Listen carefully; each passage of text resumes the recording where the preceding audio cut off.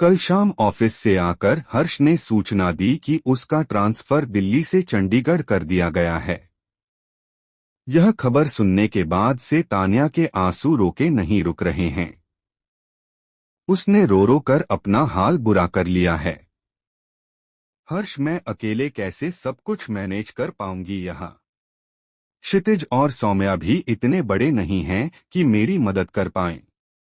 अब घर बाहर बच्चों की पढ़ाई सब कुछ अकेले मैं कैसे कर पाऊंगी, यही सोच सोच कर मेरा दिल बैठा जा रहा है, तान्या बोली।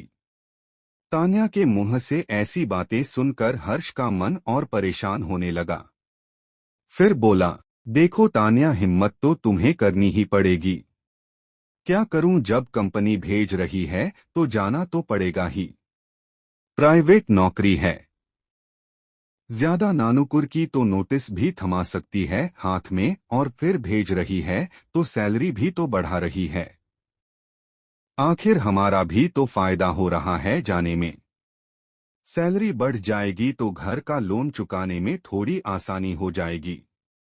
थोड़ी देर चुप रहने के बाद तान्या का तनाव थोड़ा और कम करने के लिए हर्ष फिर बोला, देखो तान्या, महीने का राशन मैं खरीद कर रख ही जाऊंगा। सब्जी वाले रोज घर के सामने से जाते हैं, उनसे ले लिया करना। अगर वक्त बेवक्त कोई और जरूरत पड़ती है तो आसपास के लोग हैं ही। इतना रिश्ता तो हमने बना रखा ही है, हरेक से कि एक फोन करने पर कोई भी आ खड़ा होगा।